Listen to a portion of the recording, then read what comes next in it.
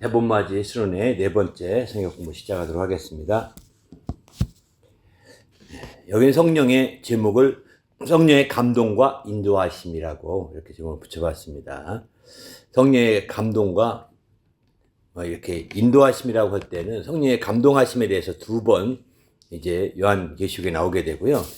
요한계시록 1장 10절에 또 4장 2절에 성령의 감동되었더니 이렇게 성령의 감동에 대한 말씀 나오고 있고, 또 이제 성령의 인도하심이라고 했는데 성령의 이제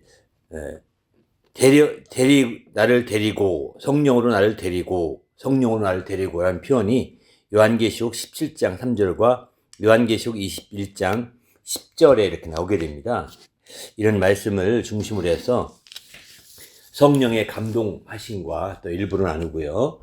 성령의 감동되심에 대해서 또 성령의 인도하심에 대해서 성령이 나를 데리고 라고 표현을 쓴 그 구조 중심으로 이렇게 2부로 나누려고 합니다. 여기서 이 성령께서 역사하심이 그저 소극적으로 역사하지 않는다는 것을 좀 말씀드리고 싶습니다. 성령께서 또 인도하심이 성령의 역사하심이 그저 아주 소극적으로 또 내성적인, 어떤 분은 성령을 내성적인 면이 있다 이렇게 말씀하는데, 그런 측면에서 본다면, 강조한다면 소극적이기 쉽지 않습니까? 근데 그런 측면보다는 내성적이라는 것이 안 맞는 것 같습니다. 인간적인 표현을 성령의 필요로 쓴다는 것이 맞지 않는 것 같고요. 성령은 오히려 적극적이신 분이십니다. 성령이 적극적으로 역사하신 분이십니다. 우리 연약함을 도우시되 그냥 우리가 요청하면 겨우 마지못해 도우시는 분이 아니라 성령이 우리 연약함을 아시고 정말 주 앞에 탄식하며 기도한다는 것은 굉장히 적극적인 편이거든요. 성령이 우리를 도우시는 것이 그냥 소극적으로 너희가 하면 나도 할게 뭐 이런 어떤 그 수동적이고 소극적인 편으로 우리가 이해하는 것보다는 우리가 적극적인 성령의 역사를 이해할 때 우리가 성령의 정말 성령 앞에 또 적극적으로 우리가 성령 역사를 기도하고 간구할 수 있지 않겠습니까? 그런 차원에서 오늘 또 말씀을 좀 나눠보는데 초점을 두고자 합니다. 먼저 이제 여기 성령의 감동되심에 대해서 말씀드리고자 하는 것은 사도 요한이 이제 성령에 감동되어서 하나님 앞에 정말 주의 날부터 성령에 감동되었다 이런 표현을 쓰지 않습니까? 주의 날에 성령에 감동되어 큰 음성을 들었다고 이렇게 말씀하시고, 또 다른 하나는 요한이 성령에 감동되어 하늘에 전개된 보좌와 그 모든 앉으신 이를 볼 수 있게 되었다라고 이렇게 말씀하거든요. 그러니까 성령이 큰 감동을 따라서 본 것이지 그냥 우연하게 가서 우연하게 본 것이 아니라는 겁니다. 우리는 보통 인간적인 삶에서는 우연함을 많이 추구하지 않습니까? 우연하게 이루어졌다. 또 이제 행운이다 이런 표현을 쓰잖아요. 좋은 일이면 다 우연하게 이루어진 운이다 이렇게 해서 행운이다 이렇게 표현을 쓰는데, 성경에서는 그런 우연함이 없습니다. 어떤 일이든 간에 우연함이 없다는 사실입니다. 성경에서는 적극적이고 하나님의 역사하심이 함께 하셨기 때문에 가능한 일이지, 그 신앙 안에서는 우연을 얘기한다면 신앙적이지 않은 얘기입니다. 신앙 안에서는 우연함이라는 것이 존재하지 않습니다. 또 하나님의 모든 것을 아시는 하나님 앞에서 이렇게 감동하심을 따라 이루어지고 또 인도하심을 따라 이루어지고 이렇게 하는 것이지, 그냥 우연한 것으로 치부한다면 우리 신앙을 굉장히 아주 자연적인 신앙으로 바꿔가는 것이죠. 세상에서는 이해가 안 되니까 또 그걸 이해할 수 없으니까 우연한 것이다 라고 많이 취급하거든요. 이건 도무지 논리나 어떤 상식으로나 이해가 안 된다. 그래서 이런 경우에는 이렇게 해야 된다 저렇게 해야 된다 해서 우연함이라고 이렇게 표현하는 거거든요. 그게 이해가 안 될 때. 그러나 신앙 안에서는 우연이 없습니다. 작은 것부터 큰 것까지 우연이 없다고 생각하시고 하나님께서 그 모든 일에 함께 관여하고 있다는 것을 전제로 우리가 보셔야 합니다. 모든 일들이 하나님의 손 안에서 펼쳐지고 있음을 봐야 되는 거죠. 성경에 심지어 이러잖아요. 들에 핀 백합화를 봐라. 공중에 나는 새를 봐라. 그 하나님이 다 그것도 길쌈도 하지 않지만 다 입히시고, 또 그가 그 먹이를 심지도 않지만 다 먹이시지 않느냐. 이런 거 보십시오. 또 한 아사론에 팔려가는 새, 참새 한 마리를 보라고. 그게 우연한 것이 아니에요. 하나님이 허락하지 않으면 안 된다고 이렇게 말씀하지 않습니까? 이것처럼 모든 것을 세신 바가 되시고 전지하신 하나님께서 인도하실 때 결국 우연이라고 하는 개념은 빼놓으셔야 합니다. 정말 우연이라는, 세상에서 우연이라고 표현 쓴 것은 빼놓으셔야 됩니다. 그렇지 않게 되면 우리 신앙의 중심을 놓쳐버리게 되고 하나님의 역사를 그저 자기 편의 위주로 이렇게 만들기 쉬운 거죠. 이렇게 자기 편의 위주로 만들지 말고 우리의 신앙이 하나님의 인도하신 가운데 또는 하나님의 감동하신 가운데 하나님이 이끌어 주신 가운데서 진행된 것이라고 하는 것을 봐야 되는 거죠. 특별히 그때에 이제 성령께서 함께 역사해 주심을 또한 잊지 말아야 된다는 것입니다. 바로 하나님이 감동하실 때 성령으로 감동해 주시고 하나님이 인도하실 때 성령으로 또한 인도하셔서 그와 같은 일들이 이루어질 수 있도록 진행될 수 있도록 이 하나님께서 그 모든 것들을 기획하고 계시고 또 인도하고 계심을 우리가 믿어야 되는 거죠. 그럴 때 그러기 때문에 잠언에 보면 너희는 아무것도 염려하지 말고 그분께 맡기라고 그러지 않습니까? 바로 어떤 일이든 간에 아무것도 염려하지 말라고 그럽니다. 오직 그분께 맡기면 그가 그걸 이루어 주신다고 약속하고 있지 않습니까? 그리고 범사에 그를 인정하라. 그러면 그가 내 길을 지도하시라고 이렇게 잠언에 말씀하시죠. 바로 이런 것처럼 정말 그분을 인정하셔야 됩니다. 범사에 다 그분을 인정하게 되면 그분이 거기에 맞게 감동하심을 따라 또는 인도하심을 따라 이끌어 주심을 따라 그분이 역사하시게 되는 거죠. 그분이 그 모든 일에 지도하시는 것입니다. 또 우리가 염려와 근심하지 말고 모든 것을 그분께 맡기게 될 때 그분께서 그것을 이루어 주시는 거죠. 그래서 마침내 그 주님께서 이루어 주심으로 하나님이 이렇게 역사하셨구나. 하나님이 이렇게 인도하셨구나. 하나님이 이렇게 지도하셨구나. 라고 하는 것을 알게 된다는 것을 잠언을 통해서도 많이 말씀하고 계시죠. 이처럼 이렇게 하나님이 지도하시고 또 하나님이 인도하시고 하나님이 이루어 주시는 이 모든 과정에 사실은 하나님의 성령이 크게 함께 역사하고 있음을 우리가 눈여겨봐야 될 것 같습니다. 요한계시록에서 볼 때도 바로 그런 부분인 거죠. 마침내 사도 요한이 이제 주의 날에 마침내 감동되어 하나님의 주의 날이면 여기서 주의 날이라고 하는 표현은 바로 이제 주일을 갖게 말합니다. 안식구 첫날을 주의 날이라고 표현하고 있습니다. 성경에서는. 왜? 안식구 첫날을 주의 날이라고 표현하는 것은 그날에 주님이 안식구 첫날에 부활하셨기 때문입니다. 안식구 첫날에 부활하셨기 때문에 그것은 주님이 부활하신 날, 주의 날이다. 이렇게 표현하고 그 뒤에 우리 주를 믿는 자들은 주의 날을 중심으로 모이게 됩니다. 바로 안식일의 주인이신 주님이 안식일을 다 완성하시고 끝까지 안식일을 완성하셨지 않습니까? 해서 마침내 이제 안식구 첫날에 그분이 부활하신 것을 이제 우리가 언제 초점 두고 그날을 우리가 주일로 주님의 날로 섬기게 되고 그날에 주님께 예배도 하고 그날에 떡을 떼고 교제하게 되는 거죠. 바로 성경에서는 주의 날에 떡을 뗐다라는 표현이 있습니다. 안식구 첫날에 떡을 떼었다. 이거는 떡을 뗐다는 것은 함께 그리스도 안에서 이렇게 그리스도의 몸을 이루고 우리가 한 주님의 몸이었음을 기념하는 거거든요. 그래서 사실은 이 떡을 떼는 이것이 주 안에서 성찬하는 이것이 매주 이루어져야 정상적인 것입니다. 매주마다. 그래서 매주 우리가 한 몸이다. 서로가 몸임을 확인하고 이제 몸으로서 한 지체가 됨을 서로가 확인하면서 이제 함께 주의 날을 이루는 것이죠. 그래서 주의 날에 예배를 드리고 성찬을 하고 이렇게 하는 거죠. 그런데 오늘날은 이 성찬을 매주 하지 않습니다. 천주교에서는 그것도 반쪽짜리로 매주 합니다. 또 포도주는 먹지 아니하고 전병만 매주 줍니다. 마치 엄청난 종교 의식으로 승화시킨 거죠. 반면에 신부들은 그 남은 포도는 자기가 먹어야 되니까 실컷 술 먹고 알코올 리기 됩니다. 이것도 알코올 리기 된 신부가 많다고 하더라고요. 전 듣기만 한 얘기니까 잘 모르지만 그런 얘기 들으면서 이것도 반쪽짜리 성찬이다 라는 생각이 듭니다. 바로 이 성경을 모르기 때문에 그렇게 왜곡시켜서 그렇게 하는 거죠. 반면에 이제 기독교에서는 이제 성찬 주님의 떡을 기념하고 단을 기념하고 다 기념하는데 이제 그 기념하는 것이 어떤 특별한 행사 때나 하거나 이렇게 하게 되죠. 일반적으로는. 안타깝죠. 행사 때 아니면 뭐 부활절이라든가 또 감사절이라든가 어떤 특별 행사, 연초라든가 뭐 이런 때 교회 창립 기념이라든가 뭐 이런 때만 하는 것이 일반적인 것 같아요. 할 수만 있으면 매주 해야 정상적입니다. 근데 이제 좀 더 성경적으로 하려는 교회, 침례교회 가운데 보게 되면 매주 하는 못하더라도 한 달에 한 번씩 첫날에 첫 주일에 주로 하게 되는 경우가 왕왕 있는 것 같습니다. 이것도 완전한 것은 아니지만 어쨌든 그나마도 하는 건 다행이라고 생각합니다. 첫 주일은 모든 첫 것은 다 주의 것이기 때문에 그 첫 주일은 우리가 한 달의 첫 주일은 굉장히 의미가 있는 거죠.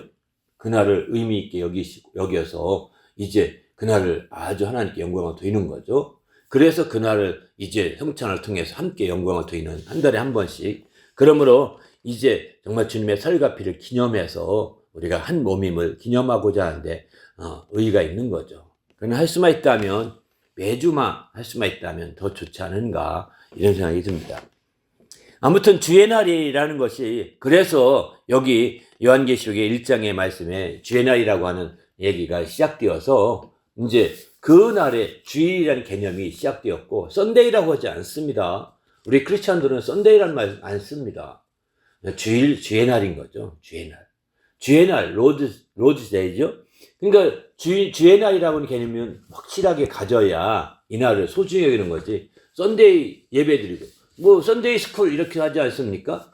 썬데이 스쿨이 안 맞는 거예요. 주일 학교 이렇게 해야죠.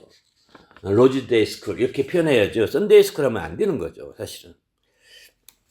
어쨌든 우리는 할 수만 있다면 성경적인 용어를 쓰고 성경적인 말씀을 따라가는 것이 바람직하지 않는가. 이 주의 날에 이제 1장 7절에 보면 나중에 또 10절에 보면 내가 성령에 감동되어 내 뒤에서 나팔 소리 같은 큰 음성을 들었다고 이렇게 주의 날에 그는 특별히 아마 주의 날이라고 기억할 만큼 그날을 귀히 여겼던 사도 요한은 그날에 이렇게 성령에 감동되어 큰 음성을 들었던 것을 잊지 못하고 그걸 그대로 기록했던 거죠. 바로 주의 날이었다. 그날이 이렇게 말하고 있습니다. 그러면 성령의 감동됨은 언제부터 있었을까? 성경을 쭉 보게 되면 성경에는 성령의 감동에 대해서 예수께서 직접 말씀하신 말씀을 비춰보면은 다윗이 성령에 감동되어 어찌 그리스도를 주라 칭하여 말하되 이렇게 표현하죠. 마태복음 22장 43절입니다. 또 마가복음 12장 36절도 다윗이 성령에 감동되어 친히 말하되 주께서 내 주께 이르시되 내가 내 원수를 내 발 아래 둘 때까지 내 우편에 앉았으라 하셨도다 하였느니라. 여기 보면 이제 똑같이 같은 말씀 상황인데요. 바로 다윗에게 이제 성령에 감동되어서 내 주께 그리스도를 주라고 했다는 것입니다. 그리스도를 주라고. 그래서 주께서 내 주께 이르시되, 이 주께서라는 것은 이제 구약의 주라는 걸 할 때 여호와죠. 여호와께서 내 주께 이르시되 이렇게 표현하는 셈이죠. 내가 내 원수에 여기 하나님께서 내 주께 이르시되 여기 내 주께라는 때 그 내 주께는 바로 이 그리스도를 그렇게 말하는 거죠. 그리스도를 그래서 주라고 했다 이렇게 표현하고 있는 거죠. 근데 이것이 바로 이 시편 말씀을 인용해서 이렇게 말씀한 건데 이 시편 말씀을 쓸 때 이제 이렇게 그가 시를 쓰듯이 썼는데 그게 성령에 감동해서 썼다는 것입니다. 그가 우연하게 쓴 것이 아니라 성령에 감동되어서 쓴 것이다 라고 이렇게 말하고 있는 거죠. 성령에 감동되어. 그래서 성경의 다른 성경을 쭉 보게 되면 성령에 감동하심에 대해서 이렇게 얘기합니다. 시편 51편 11절 다윗은 주의 성신을 내게서 거두지 마옵소서 이렇게 기도하죠. 바로 주의 감동이 있다가 감동이 없을 수도 있다가 이렇게 왔다 갔다 한 것 같아요. 감동함이 있을 때는 바로 성신이 함께하고 있는 것이고 감동함이 없어질 때는 이제 성신이 거두어간 것이 아닌가, 주의 성령을 거두어가신 것이 아닌가 이렇게 생각해서 자기 자신도 알잖아요. 내가 성령에 감동된 건지 아닌지 아니까 그때에 이제 거두지 말기를 간절히 호소한 것이 아닌가 이렇게 시편 51편 11절에 이렇게 표현하고 있습니다. 열왕기하 2장 9절에 보게 되면은 여기는 당신의 성령이 하시는 역사가 엘리사가 엘리야에게 이제 요구하는 거죠. 엘리사가 엘리에게 요구할 때 당신의 성령이 하시는 역사가 갑절이나 내게 있기를 소원하지 않습니까? 이렇게 성령이 하시는 역사라고 표현했는데 개역 성경에서는 당신의 영감의 갑절을 이렇게 표현하고 있습니다. 영감이라는 말 쓰거든요. 영감이라는 말 대신에 여기서는 개역 개정 성경에서는 성령이 하시는 역사가 라고 표현하고 있습니다. 당신의 성령이 하신 역사. 이게 바로 뭐냐면 전형적으로 성령의 감동하심이죠. 성령의 감동하심. 성령의 영감은 성령의 감동하심이 있을 때 영감이 나오게 되는 거거든요. 그런 영감을 하게 되는 거예요. 영감이 있는 거죠. 역대상 12장 8절도 보면 아마사를 말하죠. 아마사를 감싸시니 이렇게 다윗에게 이렇게 말합니다. 그런데 여기 아마사를 감싼다고 할 때도 이렇게 표현하죠. 성령의 감싸심이라고 표현하고 있습니다. 바로 성령이 30명의 우두머리 아마사를 성령이 감싸신다 이런 표현 쓰거든요. 바로 성령의 감동하심이죠. 이것도요. 이렇게 성령이 감싸신다고 할 때 히브리 말로는 라베시라는 단어를 쓰는데 이것은 옷을 입다 이런 의미가 있다고 합니다. 성령이 감싸실 때 옷으로 탁 둘러 입듯이 이렇게 옷으로 걸쳐 입듯이 입는 거죠. 이게 성령의 감싸심이라고 볼 수가 있는 거죠. 그래서 정말 당시에 아마세가 이렇게 다윗으로 나올 때 그와 함께 한 무리들 30여 명이 함께 다 성령의 감싸신 바가 되어서 감동되어서 다윗에게 와서 다윗을 돕기로 결심하게 됐던 그런 장면을 여기서는 말씀하고 있거든요. 이런 성령의 감싸심 또한 이제 구약 시대에서는 대표적으로 이렇게 이제 볼 수가 있는 거죠. 그러면 구약에서만 이렇게 성령 역사가 감동하심으로 나타나느냐? 아닙니다. 신약의 구약은 아니지만 예수님이 태어나기 전후에도 이런 많은 성령의 감동하심이 있었던 걸 보게 됩니다. 예수님이 태어나기 전후에서 그 중에 성령의 감동으로 성전에 들어가매 누가 들어갔냐면 시몬이라는 사람이 성령의 감동으로 성전에 들어갔더니 예수의 부모가 율례의 관례대로 이제 행하고자 아기 예수를 데리고 들어온 거예요. 그래서 예수를 만나게 돼서 참으로 시몬이 그 예수를 안고 하나님께 영광을 드리는 장면이 이어지거든요. 누가복음 2장 27절 이하 쭉 보게 되면 그 앞서 보게 되면 시몬은 어떤 사람이냐? 시몬은 앞서 보게 되면 이렇게 말합니다. 예루살렘에 시몬이라는 사람이 있으니 이 사람은 의롭고 경건하여 이스라엘의 위로를 기다리는 자라 성령이 그 위에 계시더라. 누가복음 2장 25절에 이렇게 말해요. 26절 한 절 더 읽으면 그가 주의 그리스도를 보기 전에는 죽지 아니하리라 하는 성령의 지시를 받았더니 그 시몬은 주님을 바라보는 큰 의롭고 경건한 가운데 정말 메시아가 올 때를 간절히 바라봤던 대표적인 사람이었던 것 같습니다. 그는 특별히 어떤 선지자 이렇게 그런 표현을 안 쓰겠는데 정말 이 사람이 이렇게 경건한 가운데 이렇게 했는데 그 성령이 함께 늘 그 위에 있다는 것은 성령에 감동되어 살았다는 것이죠. 그런데 그가 하도 이렇게 하니까 그가 얼마나 많이 메시아를 기다리며 기도했겠습니까? 그러니까 그가 주의 그리스도를 보기 전엔 죽지 아니하리라고 하는 성령의 지시를 받은 거예요. 내가 그리스도를 보기 전에는 내가 죽지 않을 것이다 라고 하는 그래서 성령의 지시를 받았던 거죠. 그래서 그런 지시 받았는데 주님이 언제 그리스도를 메시아를 만날까라고 하는 가운데서 기다렸는데 그때 때마침 이제 그런 기다리는 가운데 성령에 들어가는 때마침 예수의 부모가 아기 예수를 데리고 와서 성령 관리를 행하는 거예요. 그래서 거기서 그 예수를 만나가지고 참으로 하나님께 찬송과 영광을 드리는 것을 보게 됩니다. 놀라운 일이죠. 이런 모든 일련의 과정도 우연한 것이 아니었다는 거예요.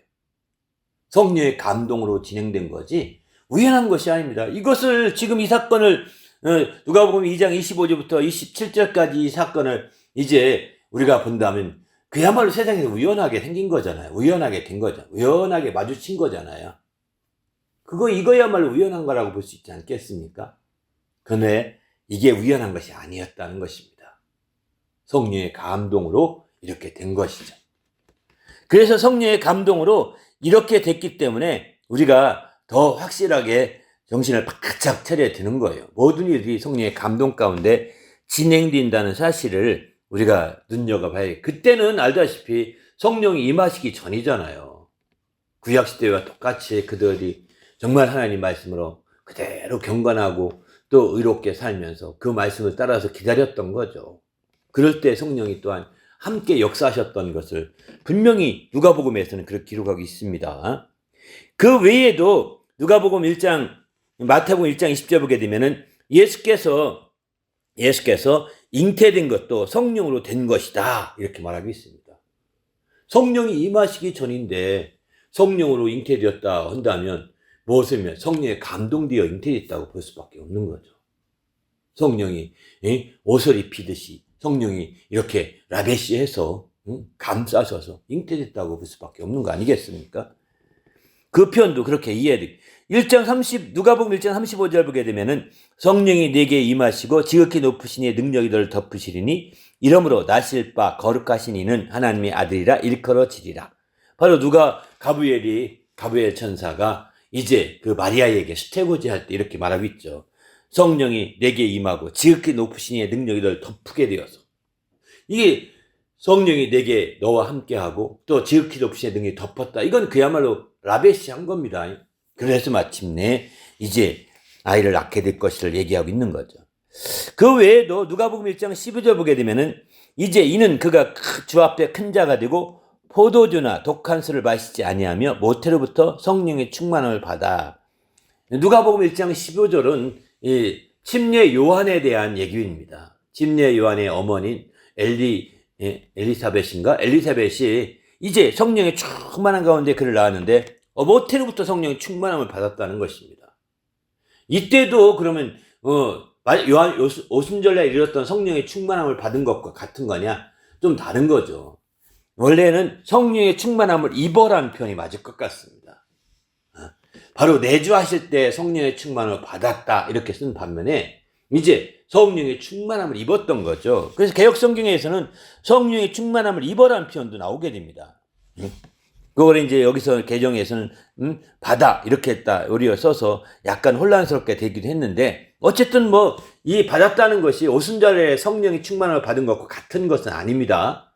구약 시대처럼 성령의 감수하심을 받았다, 성령의 감동하심을 받았다, 이런 표현으로 함께 봐야 될 것 같습니다. 엘리사벳이 마리아가 문안할 때 복중에 아이가 뛰놀게 되는데 이때 엘리사벳이 성령의 충만함을 받았다 이렇게 말하거든요. 이것도 마찬가지죠. 또 부친 그 사가랴가 성령의 충만함을 받아 예언하게 되었는데 이것도 성령의 충만함을 받았다. 성령의 충만함에 감동됨에 이끌렸다 이렇게 표현하겠죠. 성령의 충만함 가운데 그가 정말 수동적인 차원에서 이렇게 했다는 차원에서 이제 받았다라는 표현을 쓰는데, 실제는 성령의 충만함을 입었다라고 보는 것이 합당할 것 같습니다. 그래서 이렇게까지 여튼 성령의 충만함을 받아, 또는 이 모든 게 성령의 감동하심 가운데, 다시 말해서 예수님이 이제 성령을 받으라 하시고 열흘 뒤에 성령을 받게 되는 그런 역사가 나타난, 주님의 승천하심이 열흘 뒤에 성령을 받게 된 그 전에는 다 성령의 감동하심을 입은 거, 감동하심을 받은 거, 이렇게 표현해야 될 것 같습니다. 그렇게 될 때 바로 성령께서 전체적으로 맥락이 맞을 거라고 보여집니다. 더 나가서 이제 성령의 감동하심을 성령의 침례받은 후에도 계속되는 걸 보게 됩니다. 성령의 감동하심이라는 단어들이 성령의 침례를 받은 이후에도 계속되는 걸 보게 되는데, 사도행전 21장 4절에 보게 되면 이 사도 바울의 제자들입니다. 제자들이 성령의 감동하심으로 바울더러 예루살렘에 들어가지 말라 하였다는 것입니다. 바로 성령의 감동하심을 받아서 감동하심으로 바울에게 이제 말하는 거죠. 예루살렘에 들어가지 마옵소서. 왜? 들어가게 되면 잡히게 됩니다. 이것 때문에 들어가지 말라고 이렇게 자꾸 권고했던 거죠. 또 고린도전서 이 12장 3절도 보게 되면 성령으로 아니하고는 누구든지 예수를 주시라고 할 수가 없다 이렇게 말하거든요. 여기도 성령으로 아니한다는 것은 성령의 내주하심이라기보다는 감동하심에 초점을 두고 이해할 필요가 있을 것 같습니다. 그러니까 여러분 생각을 해보십시오. 주의 나라가 임하시면 나를 기억하소. 오른편에 있는 강도에게 이제 그 강도가 예수님께 그러잖아요. 주를 인정하잖아요. 주의 나라를 인정하잖아요. 그것도 성령의 감동하신 가운데 된 거지. 그때는 성령이 임한 적이 없거든요. 더 나가서 우리가 예수 성령을 받기 전에도 예수를 마음으로 시인하고 주로 시인하면서 인정하고 우리가 고백을 합니다. 이것도 성령으로 말미암아 진행되는 거라는 거예요. 우연하게는 앞에서 인도자가 이렇게 따라하시오 해서 따라할지는 모르겠지만 그게요, 성령의 감동이 없으면 따라할 마음이 없어집니다. 성령의 감동함이 깨지니까 아 그래 내가 따라해야 되겠다 이런 마음이 순전한 마음이 생겨서 따라하게 되는 거거든요. 그러나 알다시피 불신자들이 성령 예수를 주라고 말하죠. 어떤 때 성경 읽다 보면 주 예수 그리스도께서 이렇게 다 읽지 않습니까? 근데 성경이 글자를 읽는 거지 그들이 성령의 감동으로 그렇게 하는 건 아닌 거죠. 이게 차이가 있는 거예요. 글자를 읽는 겁니다. 한글로 쓰여 있는 주 예수 그리스도라는 표현이 있으니까 주 그리스도라고 표현이 있으니까 그냥 그 읽는 것이죠. 그들이 성령에 받아서 그런 게 아니란 말이에요. 그런 면에서 볼 때도 성령이 오순절에 성령이 임한 이후에도 이런 성령의 감동으로 이렇게 권하고 또 이렇게 제안도 하고 또 주님을 환영도 하고 하는 이런 것들이 다 우리가 성령이 내주하기 전에 진행되는 모든 일들이 다 성령의 감동함으로 되는 것이고 또 성령의 감동하심이 내주한 이후에도 아마 그 제자들은 성령을 다 받았던 내주하신 성령을 받았던 성도들일 것입니다. 그럼에도 불구하고 그들이 이렇게 해나가는 걸 본다면 이게 다른 것이죠. 우리도 주님 안에서 이렇게 성령의 큰 감동을 받아서 이렇게 주님 앞에 귀하게 쓰이는 성도가 되시기를 예수님의 이름으로 부탁을 드립니다. 할렐루야. 어쨌든 성령의 감동하심은요 계속 있는 거예요. 이런 성령의 감동하심 가운데 대표적인 것이 또 한 가지가 있는데 성경을 예언할 때 성경 말씀을 예언할 때 이제 감동하심을 따라서 예언한다 이런 표현도 하고요. 또 성경을 기록할 때도 하나님의 감동으로 기록됐다 이렇게 표현하는데 이것도 성령의 감동이라고 볼 수가 있는 거죠. 바로 성경을 기록할 때도 성령의 감동으로 된 거, 또 이제 예언할 때도 구약의 성도들이 또 예언자들이 예언할 때도 이런 성령의 감동으로 하나님이 성령의 감동하심을 받은 사람들이 하나님께 받아 말하는 것이다 라고 말하고 있거든요.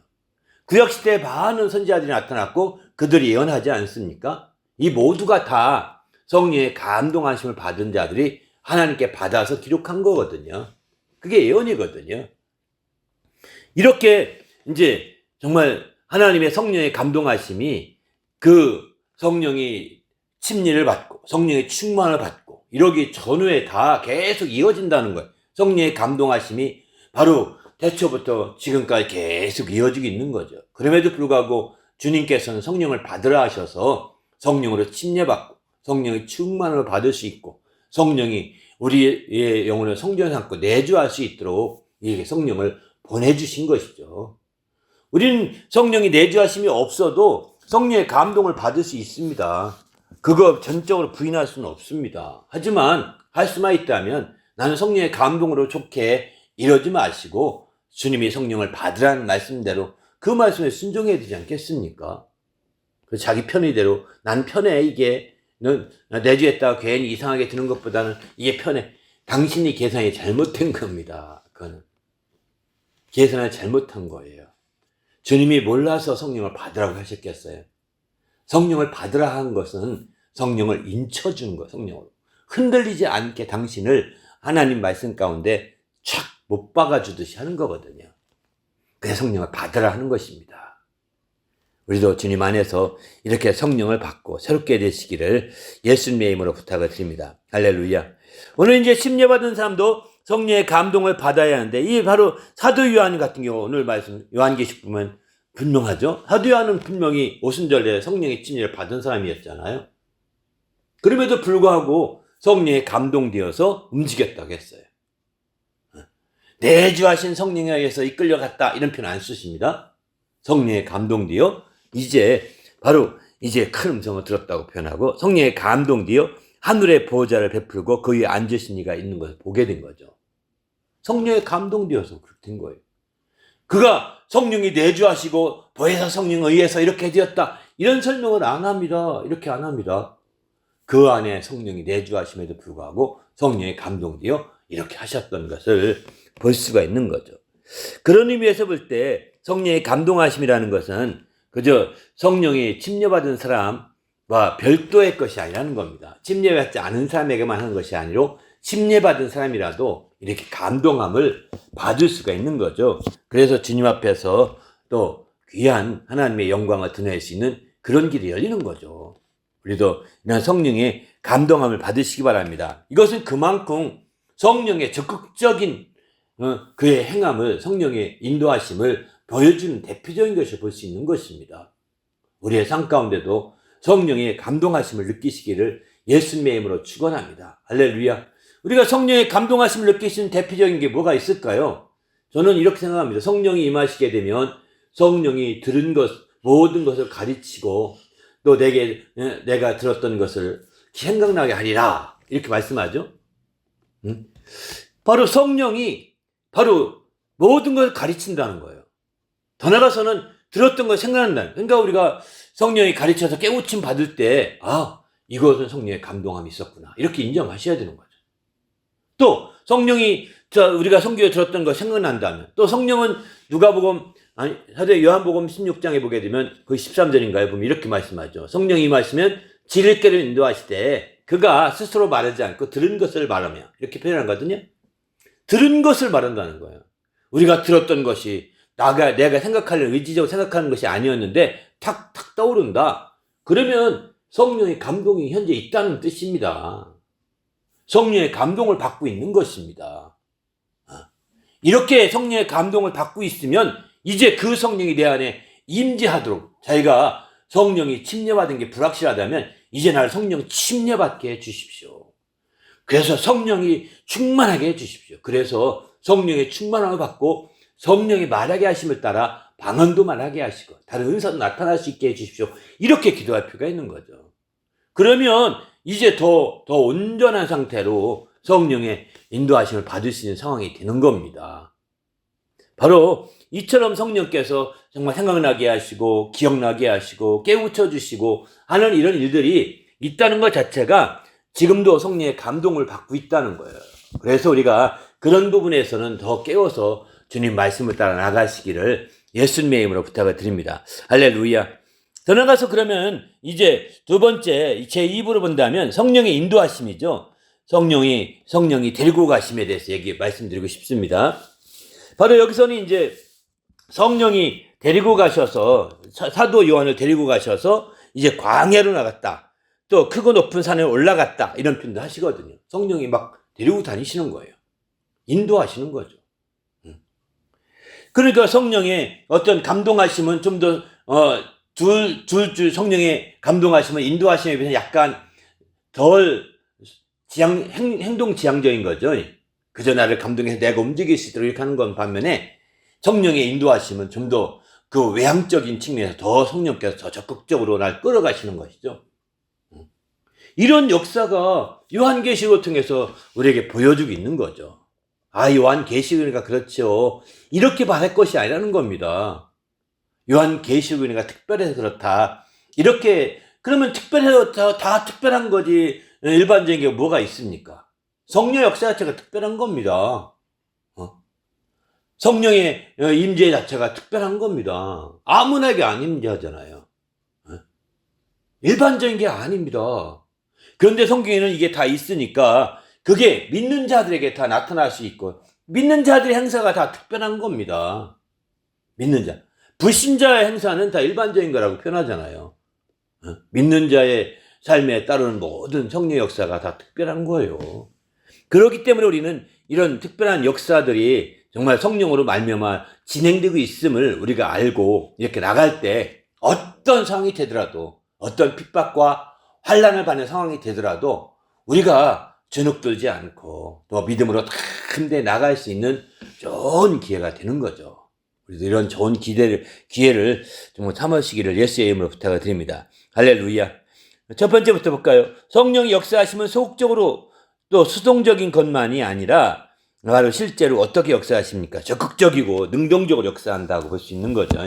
성령 역사는 이제 소극적이라 표현 쓴 것은 감동하심이나 이런 건 다 약간 소극적인 것처럼 보여집니다. 그래 내가 감동해서 내가 움직일 수 있도록 이끌어 주시는 이런 모습이잖아요. 그래 그것도 적극적인 거라는 거예요. 앞서서 말씀드리기에는. 그런데 이제 반면에 그거보다는 제1부에서 말한 것보다 더 적극적으로 역사하시는 것이 성령이시다. 요한계시록에 그 부분도 얘기하고 있다. 이런 얘기인 거죠. 바로 그러면 복음서에는 어떠냐? 복음서에도 보면 성령이 예수를 광야로 몰아내신지라 이렇게 말하거든요. 성령이요 예수를 막 광야로 막 채찍질해서 말을 달리도록 막 몰아가듯이 이거 몰아내셨다는 겁니다. 이 몰아내셨다는 표현 자체가 드라이브 아웃이라는 표현을 쓰는데 이게 막 밖으로 막 몰아내서 막 달리게 한 거예요. 마주 경주마들이 달리도록 막 몰아내잖아요. 이렇게 하는 거죠. 예수를 광야로 몰아내셨다는 거예요. 그때 예수께서 성령에 이끌려 마귀의 시험을 받으러 광야에 가셨다. 다른 마태복음은 이끌려 갔다 표현하죠. 성령이 약간 주도적으로 끌고 가시고 예수님은 약간 뒤에서 수동적으로 끌려가는 모습이잖아요. 또 누가복음 4장에도 이걸 똑같이 말하죠. 성령이 이끌리시며 40일 동안 금식할 때도 성령에 이끌리셨다 이렇게 표현합니다. 성령이 주도해 가시고 예수님은 성령이 주도하심에 따라 따라가는 것처럼 이렇게 이렇게 약간 소극적인 모습으로 비춰질 수 있게 이렇게 설명드린 그만큼 성령의 역사가 적극적으로 역사하고 있음을 보여주고 있는 거죠. 예수님의 공생에 시작할 때도 이렇게 성령께서 아주 적극적으로 역사하고 있음을 나타내고 있는 대표적인 말씀이라고 볼 수 있습니다. 두 번째는 성령이 역사하시면 굉장히 적극적인데 예수께서 어떤 예를 들으셨을까요? 했거든요. 여기서 성령의 역사가 굉장히 적극적인데 그것을 예수께서 한 비유 말씀하셨어요. 핍박 중에 우리 속에서 말씀하시는 이가 성령이시라고 아주 강력히 말해요. 핍박에서 내가 무슨 말할지 어떤 말할지 잘 모르겠을 때 성령께서 바로 내 속에서 말씀하시게 되는데 그분이 바로 아버지의 성령이시다라고 이렇게 말씀하시거든요.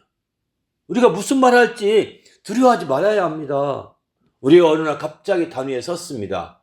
무슨 말 해야 할지 염려해서 나 설교 못한다 준비 안 됐다고 이렇게 하는 것은 성령의 역사를 잘 모르는 사람들이 하는 얘기입니다. 성령의 역사를 안다면 선언거입니다. 순종해서 나를 통해 성령께서 말씀하실 것이 있기 때문에 세우시는 거거든요. 그때에 성령의 감동하심을 따라 말하고 성령이 생각을 하게 하심을 따라 말하며 성령의 그렇게 막 설교 중에 막 깨우쳐지거든요. 깨우쳐짐을 따라서 막 증가하게 되면 내가 인간적으로 준비했던 설교보다 훨씬 더 중요하게 정말 은혜 받을 수 있는 좋은 기회가 됩니다. 그런 설교를 할 수 있어야 되지 않겠습니까? 제가 이제 주일학교 설교를 하는데 아마 초기 한두 번 했을 것 같아요. 그래서 열심히 그때는 주일학교 학생들이지만 초등학교 학생들이지만 애들 위해서 막 설교 준비합니다. 막 준비해가지고 드디어 이제 주일학교 예배 시간에 설교를 하는데 그것도 오후 설교거든. 오후 예배 설교인데 그래서 이제 오후니까 덥지 않겠습니까? 여름이야. 그래서 선풍기를 켜놓고 갔다 해서 이제 개척교회 설교 때 설교를 하는데 갑자기 준비한 원고가 선풍기 바람에 부는 바람에 샥 날아가 버렸어요. 그러니까 갑자기 무엇 설교해야지 전혀 모르겠더라고요. 다들 껄껄 웃고 내가 어떡하나 얼굴이 빨개진 모습이었나 봅니다. 막 웃고 그런 걸 보면서 내가 주스면 안 될 것 같아요. 그거를 원고를.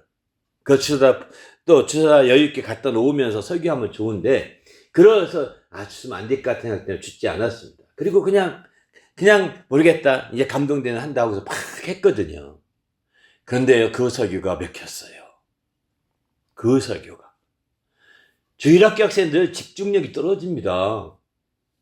그래서 제가 그동안에 여러 번 설교했지만 그때 설교할 때 애들이 다 딴짓하고 다 막 이렇게 몸 비틀고 막 이렇게 했거든요. 근데 그날은요 애들 몸도 안 비틀고 딴짓도 안 하고 막 나한테 빠져들더라고요. 야 이거 성령의 역사다 이런 생각이 들었어요. 그 뒤부터 저는 설교에 그 뒤부터인 것 같아요. 설교에 준비는 하지만 원고에 매이지 않고 정말 감동함을 더 중히 여기는 그런 상황이 됐던 것 같습니다. 그때 설교하기 시작하면서부터 제가 설교라는 것을 하기 시작했네요. 주일학교에. 그 뒤에 이제 대학생들 도우면서 함께 설교하고 모든 거 할 때 저는 진짜 대학생 때부터 설교를 많이 했으니까 제가 전도사도 아니었음에도 불구하고 정말 많이 했죠. 그런데 그게 성령의 감동하심을 우선을 생각하고 성령의 인도하심을 우선 생각하다 보니까 다르더라고요. 나중에 알았는데 제 친구 가운데 보면 막 설교하기 전에 아무것도 못해요. 워낙 집중해서 준비하기 때문에. 누가 상담도 못합니다. 저는 다 합니다. 설교 다 준비 안 됐어도 성도들이 필요한 거 있으면 먼저 합니다. 그리고 나서 이제 하나님 모든 게 내가 뭐 놀다 안 했으면 뭐 회개해야 되겠지만 이제 내가 열심히 바쁘게 섬기고 막 하다 보니 못했으면 이제 맨손으로 섭니다. 성령이 감동하소서라고 기도하며 서는 거죠. 성령이 인도하소서. 그리고 성령이 생각나게 하시는 대로, 깨우쳐 주시는 대로, 기억나게 해주신 대로, 또 내가 들었던 게 또 이렇게 기억나는 대로, 또 그게 모든 게 다 합력해서 서로 이루어 가시는 것을 전 설교하면서 많이 느꼈거든요. 바로 이런 성령의 역사를 느끼게 되겠다는 겁니다. 그러면 담대할 수 있습니다. 어디 가든지. 두려워하지 말아야 합니다. 성령이 담대해서 이런 놀라운 하나님의 역사를 체험하는 성도가 되시기를 예수님의 이름으로 부탁을 드립니다. 할렐루야. 우리 속에서 역사하시니 더구나 우리는 성령 충만을 받아서 이제 방언도 말하고 또 은사도 나타나고 역사도 하신 그런 사람이라고 한다면 아니 우리 안에 계셔서 역사하시는 성령이 함께 하시는데 뭐가 두렵습니까? 뭐가 그거 원고 하나 더 쓰고 예화 하나 더 썼다고 해서 더 특별한 게 있겠습니까? 그리고 그 예화 또 그 원고 그대로 전해요. 그분들은 또 원고 읽듯이 해가지고 그래도 성령의 감동으로 정리했으니까 성령의 감동을 받아서 한 것이기 때문에 더 거기도 성령 역사가 있을 거라고 확신합니다. 그렇지만 정말 성령의 감동을 우리가 받아서 한다면 좀 더 적극적으로 우리가 매이는 것 같이 해서는 안 되는 거죠. 그래서 어떤 분이 설교학을 가르친 교수님이 옛날에 학생한테 이런 얘기 하더라고요. 설교는 처음에 설교 준비할 때는 성령이 없는 것처럼 설교를 완벽하게 준비해야 된다 얘기합니다. 또 한 가지는 설교할 때는 준비할 때는 그렇게 해야 돼. 할 때는 설교 원고가 없는 것 같이 절대적으로 성령을 의지해서 설교해야 된다. 이런 얘기 하더라고요. 저는 다른 건 기억 못 하겠는데 설교학 가르쳤던 교수님의 얘기는 좀 기억이 납니다. 저도 이런 얘기는 많이 인용하는 이유가 바로 그런 데 있는 거죠. 어쨌든 우리는 준비할 때 준비하는 건 굉장히 중요하지만 그때 성령이 역사하기 때문입니다. 그러나 이제 준비 이후에 막상 그 현장에 쓸 때는 그 원고에 매이지 말고 그 상황과 현장은 다를 수 있거든요. 성령이 그 상황에 맞춰 성령께서 말씀하시는 것이 있거든요. 그 상황에 참여한 성도를 위해서 성령이 특별히 지목해서 말씀하실 수도 있거든요. 난 잘 모르지만 성령은 잘 아시니까요. 그래서 우리는 성령의 역사하심 앞에 우리가 정말 자기 자신을 좀 비울 필요가 있는 거죠. 자기 의지나 생각이나 자기의 어떤 그 뜻을 관철시키기만 한다면 성령의 역사를 오히려 제한하기 쉽지 않을까 이런 생각이 듭니다. 성령의 인도하심을 받아서 정말 나가시길 부탁드립니다. 할렐루야. 성령의 역사는 이렇게 적극적인 역사하심이 있는 것인데요. 사도행전에 봐도 이런 적극적으로 역사했던 경우들이 여러 건 있습니다. 성령이 얼마나 적극적 역사했느냐. 한 사건을 본다면 사도행전에 8장을 보게 되면 이제 빌립이 주의 사자가 빌립에게 말하여 이르되 남쪽으로 향하여 예루살렘에서 가사로 내려가는 길까지 가라 이렇게 하거든요. 이때 빌립이 있던 곳은 남쪽에 가사는 저 남쪽에 홍해 쪽으로 가는 그쪽에 있는 것이고요. 빌립이 있던 곳은 이쪽 사마리아 쪽인 거죠. 그런데 빌립이 주로 사마리아 교회에서 주로 사역했기 때문입니다. 사마리아 쪽인데 정말 거기서 달려가도 지금 며칠씩 가야 되거든요. 근데 주의 사자가 빌립에게 이르되 일어서서 남쪽으로 향하여 예루살렘에서 가서로 내려가는 길까지 가라 이렇게 합니다. 그 길이 광야예요, 광야. 일어나 가서 보니, 그래서 그가 기도와 그 음성을 듣고 일어나서 가서 봤다고 했습니다. 일어나서 가는 과정에 성령이 역사하셨던 것 같습니다. 에티오피아 사람 곧 에티오피아 여왕 간다게의 모든 국고를 맡은 관리인 네시가 예배하러 왔다가 이제 예루살렘에 왔다가 가는 거예요. 왜 이 사람들은 이제 그 솔로몬 왕 이후에 에티오피아는 유대인들의 자손이 많아서 이제 유대교를 많이 믿었던 것 같고, 또 그런 가운데 소문이 나서 유대교에 예배 드리러 왔다 가는 그런 과정이었던 거죠.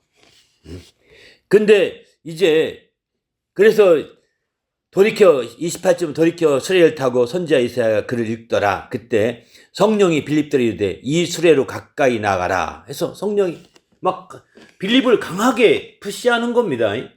그래서 가까이 나갔죠. 그래서 빌립이 달려가서 선지자 이사야 글 읽는 것을 듣고 말하되 읽는 것을 깨달았느냐라고 네시에게 묻습니다. 이에 지도해 주실 사람이 없으니 내가 어찌 깨달을 수 있느냐. 그래서 빌립을 청하여 수레에 올라 같이 앉으라 이렇게 청합니다. 그 네시가 빌립에게 말하되 청컨대 내가 묻노라. 선지자가 이 사람 말하는 것이 누구를 가리킴이냐, 자기를 가리킴이냐, 타인을 가리킴이냐, 이렇게 묻죠. 빌립이 입을 열어서 이 글에서 시작하여 예수를 가리켜 복음을 전하니, 바로 여기 가리키면 예수였다라고 복음을 전하는 것입니다. 이사야가 예언한 것은 장차 올 메시아, 곧 예수 그리스도를 이제 말하는 것이라고 이렇게 전하게 되죠. 그래서 길 가다가 그렇게 전하고서 이제 길 가다가 물 있는 곳을 만나서 네시가 보라 물이 있으니 내가 침례를 받음에 무슨 꺼리낌이 있느냐 해서 들어가서 수레를 멈춰놓고 침례를 받습니다. 침례를 받습니다. 그 침례를 받고 빌립이 침례를 베풀죠. 그리고 둘이 물에서 올라올 때 주의 영이 또 빌립을 이끌어 갑니다. 그래서 빌립은 이제 다시 사마리아 쪽으로 오게 되고, 또 네시는 이제 그냥 제 길을 갑니다. 네시는 너무 기뻐가지고 그냥 빌립이 어디 가는지도 모르고 그냥 간 것 같아요. 안 보이니까. 급하긴 급하셨나 보네 하고 간 거죠. 여기서 이 사건을 가만히 보시면 얼마나 성령께서, 여기 주의 영이라는 것은 성령이라고 보셔야 됩니다. 주의 영이 빌립에게 이르되 말할 26절이나 38절에 주의 영이라는 건 다 성령이라고 보셔야 되죠. 또 29절에 성령이 빌립에게 말한 것처럼 성령이 말씀하신 거죠. 주의 영. 그래서 이렇게 해서 이제 마치 성령이 역사하시는 걸 보는데, 여기서 그냥 넘어가기 쉬운데 좀 쉬운 말로 이제 바로 이 주의 영이 빌립을 이끌어 간지라 그 광야, 가사 지방에 가는 광야에서 사마리아로 공간 이동을 시켰다는 거예요. 거리 이동을 시켰다는 것입니다. 놀라운 일이에요. 그래서 이제 그 40절은 빌립은 아소도에 나타나 사마리아의 아소도에 나타나 여러 성을 지나다니며 복음을 전하고 가이사야에 이르렀더라. 가이사라가 바로 이제 사마리아 쪽에 있거든요.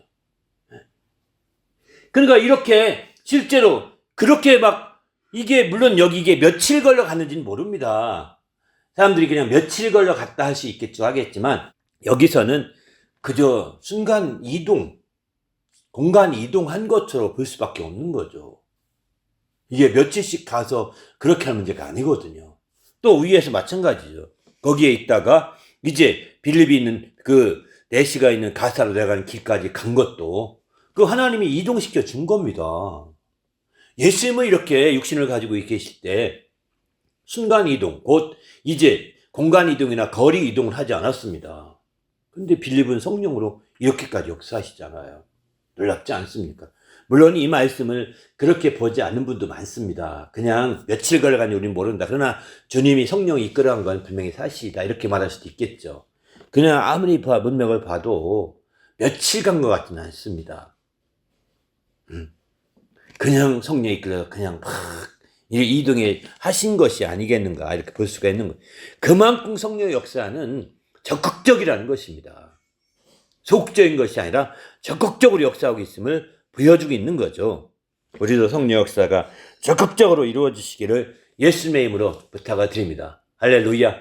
더 나아가서는 네 번째 보면 성령의 역사는 시공간을 초월해서 적극적으로 역사하는데 궁극적으로 어떻게 역사하시느냐? 바로 우리를 진리 가운데로 인도하시는 거죠. 성령은 궁극적으로는 인도하실 때 이렇게 그냥 막 데리고만 한다는 높은 산으로 데리고 가고 또 이렇게 광야로 데리고 가고 또 막 빌립을 저쪽 광야까지 남쪽 광야까지 막 끌고 가고 이런 것만 하는 것이 아니라 이런 것만 그렇게가 아니라 실제로 성령이 진리 가운데로 인도하신다는 거예요. 궁극적으로는 진리의 성령이 오시면 너희를 모든 진리 가운데로 인도하시리니 이렇게 표현하고 있는 거죠. 여기서 모든 진리라는 것은 뭘까요? 세상에는 진리가 많습니다. 수많은 진리가 있는데 그런 진리들을 이제 다 걸쳐서 예수의 참된 진리로 인도한다 이런 뜻으로 볼 수도 있겠지만 여기서는 진리 중에 진리이신 예수님께로 인도한다는 뜻이에요. 성령이 오시면 예수를 증거한다고 했거든요. 예수가 진리인 것은요 모든 진리 중에 진리입니다. 진리 중에 진리 가운데로 인도하신다는 뜻입니다. 정말 세상에는 진리 두루두루 걸쳐서 예수께로 인도한다면 그거 두루두루 걸치는 그게 시간 다 보내다가 예수를 못 만날 수도 있습니다. 모든 진리, 곧 진리 가운데, 진리 중에 진리 가운데로 인도하시는 거죠. 예수께로 인도하시는 겁니다. 궁극적으로. 어떻게 인도하시느냐? 스스로 말하지 않고 오직 들은 것을 말하며 장래를 너에게 알리신다. 이렇게 해서 인도하신다는 거죠. 스스로 말하지 않고 들은 것을 말한다는 것입니다. 들은 것을 말한다. 요한복음 14장 26절에 보게 되면은 성령이 오시게 되면 모든 걸 가르친다고 하셨거든요. 바로 이제 정말 스스로 말하지 않고 들은 것을 말하는 걸 가르쳐 주시는 거 이렇게 모든 것을. 들은 것을 말해서 가르쳐. 이거 듣지 않느냐 하면 깨우쳐 주는 것이죠. 그래서 진리 가운데로 인도하시는 거죠. 또 내게 들은 것을 생각나게 하리라. 요한님 복음 14장 26절 하반절에 그렇게 말하는데 생각나게 해서 이렇게 진리 가운데 인도하시는 거죠. 우리도 진리 가운데 나갈 수 있는 귀한 성도가 되시기를 예수님의 이름으로 부탁을 드립니다. 할렐루야. 세상에 얼마나 많은 진리가 많은지 모릅니다. 그런 진리 우리의 눈여겨보지 마십시오. 진리 중에 참된 진리는 예수님이십니다. 그 진리 가운데로 성령이 안내하고 있고 성령이 증거하고 있거든요. 그러기에 그 진리를 따라 나갈 때 우리가 확실하게 승리할 수 있는 거죠. 우리도 주님 안에서 이런 확실한 진리를 우리가 따라 나가는 성도가 되시기를 예수님의 이름으로 부탁을 드립니다. 할렐루야. 그래서 진리 가운데로 인도하시고 성령의 인도하신 바가 되면 율법 아래 있지 않게 된다라고 갈라디아서 이렇게 말하죠. 성령의 인도하심 받게 되면 율법 아래 있는 걸 능히 극복할 수 있는 거죠. 성령의 인도를 받게 되면 육체의 소욕을 제어하면서 능히 극복할 수 있는 겁니다. 성령의 인도를 적극적으로 받으시기 바랍니다. 할렐루야. 성령의 인도 받아서 주님 앞에 달려나갈 때 하나님 앞에 참으로 영광도 있는 성도가 될 수 있습니다. 우리 모두도 주님 앞에 온전히 깨어서 정말 성령의 인도받기를 주의 이름으로 부탁을 드립니다. 할렐루야. 오늘 이제 보면 요한계시록 17장 3절을 보게 되면은 성령으로 나를 데리고 광야로 가니라. 내가 보니 여자가 붉은 빛 짐승을 탔는데 그 짐승의 몸에 하나님의 모독한 이름들이 가득하고 7머리와 10뿔이 있으며 광야에 나갔는데 이 마지막 음녀의 그 모습을 막 보여주고 있는 거죠. 그 여자로서 정말 7머리와 10뿔이나 있는 모습들을 보면서 정신이 바짝 났겠죠. 또 하루는 또 나를 데리고 크고 높은 산으로 올라갔는데 그 하나님께로부터 하늘에 내려오는 거룩한 성 예루살렘을 보이고 예루살렘을 보였다. 크고 높은 산이라고 했습니다. 여기 크고 높은 산을 하나님이 그 요한 히브리서에 보면 시온산이라고 합니다. 이 시온산. 시온산 위에 예루살렘 성이 있는 것이죠. 한나라는 우리가 평탄한 막 바다같이 이효리 바다같이 막 평탄한 것이 아닌 거. 여기 보면 또 크고 높은 산이 있고 하늘로부터 내려오는 거룩한 성 예루살렘을 보인다. 잉바에서 보면 하나님 나라는 정말 높은 산이 있는 것. 그 위에 예루살렘 성이 있고 그 아래로 쭉 하나님 나라가 펼쳐지는 것이라고 볼 수가 있는 거죠.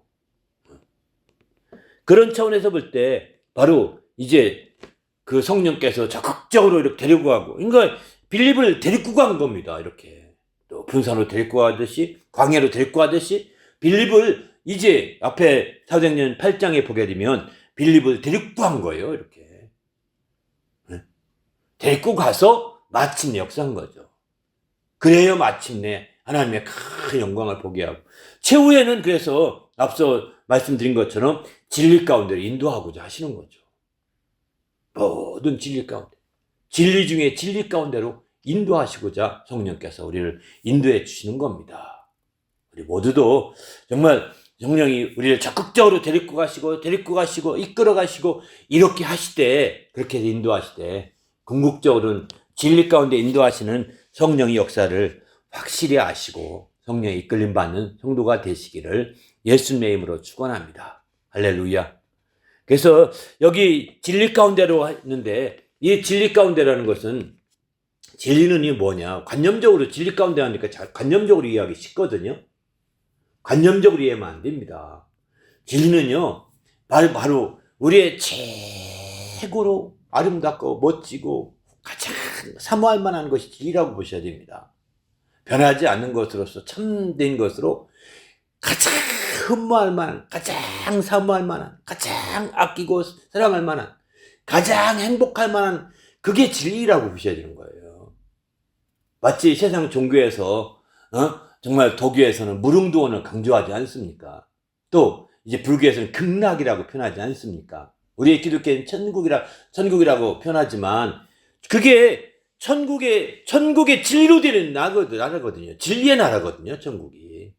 그 진리 가운데 인도하는 그 가장 좋은 상태로 이끌어 가신다는 거 보여야 되는 거죠. 이게 성령의 궁극적인, 왜?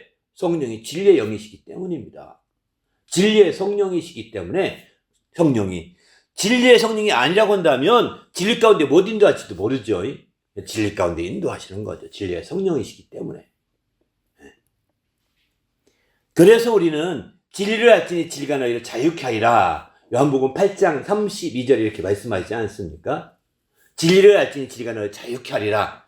이 얘기는요, 진리 가운데 인도하여 진리를 알게 되면 행복하게 되리라는 뜻입니다. 자유하다니까 그저 속박받는 데 벗어난 정도로 끝난 정도가 아닙니다. 눌린 데서 벗어난 정도로 끝나는 것이 아닙니다. 억압된 데서 해방되는 정도가 끝난 게 아닙니다. 억압이 심하면 심할수록 그 해방이 지극한 행복이잖아요. 눌림이 심하면 심할수록 그 벗어남이 지극한 행복이잖아요. 또 이처럼 정말 자유하게 된다는 게 행복하게 되라는 뜻이에요. 성령으로 말미암아 진리 가운데 인도되어 진리를 알게 되면, 진리 가운데 이르게 되면 진리를 알게 되는 거죠. 드디어 우리는 행복하게 됩니다. 할렐루야.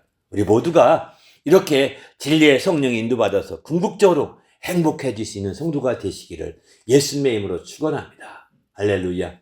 성령의 인도하심이 바로 이렇게 진리 가운데 인도하셔서 우리가 행복해지고 또 예수 안에서 행복해지기를 간절히 소망하는 거죠. 예수가 우리의 진리이심을 성령이 증거해 주심으로 그 진리를 알고 우리가 자유함을 얻어서 행복해지기를 성령은 원하시는 겁니다. 그래서 우리 연약함을 도우셔서, 더 연약함 가운데 있을지라도 도우셔서 더 행복해지고, 연약함에 묶여 사는 것이 아니라 거기서 연약함 가운데서 자유해져서 행복해지기 원하는 거죠. 여러분, 연약함 가운데 묶여 살면 행복합니까? 아니잖아요. 연약함이 있을지라도 거기서 확 벗어나서 해방되어서 자유할 때 행복해질 수 있잖아요. 이런 행복함이 넘치는 주님의 성도가 되시기를 예수님의 이름으로 부탁을 드립니다. 할렐루야. 우리가 어찌하든 간에 정말 진리의 성령이 인도하시면 궁극적으로 우리를 정말 이곳에서 막 공간을 초월하고 시간을 초월하고 이렇게 막 데리고 가고 막 끌고 가고 인도하고 이끌어가고 이런 것만 생각하지 마시고, 성령의 인도하심이 진리 가운데 인도하셔서 참으로 행복할 수 있도록 길을 열어주신다고 하는 사실을 우리가 온전히 이해하는 것이 굉장히 중요하다고 생각합니다. 그냥 성령이 막 우리를 막 끌고 가신데 광야로 예수님 몰아내셨대 이렇게 하듯이 우리를 막 몰아내시고 끌고 가시고 이끌어 가시는 이것만 생각하시면 좀 피곤할 것 같다. 성령의 이끄심이. 이렇게 생각하기 쉽거든요. 성령의 이끄심이, 인도하심이 피곤하게 느껴지기 쉬운데 그렇지 않습니다. 성령의 인도하시면 행복하게 하는 것입니다. 피곤함이 싹 사라지고 이제 피곤함에 눌림에서 완전히 자유해지고 행복해지게 성령이 인도하시는 거예요. 할렐루야. 그런 인도하심을 소망하지 않습니까? 올 한 해도 이제 이런 성령의 인도함 받아서 결실하고 열매 맺어서 더욱더 행복한 성도가 되시기를 예수님의 이름으로 축원합니다. 할렐루야. 간절히 기도하십시다.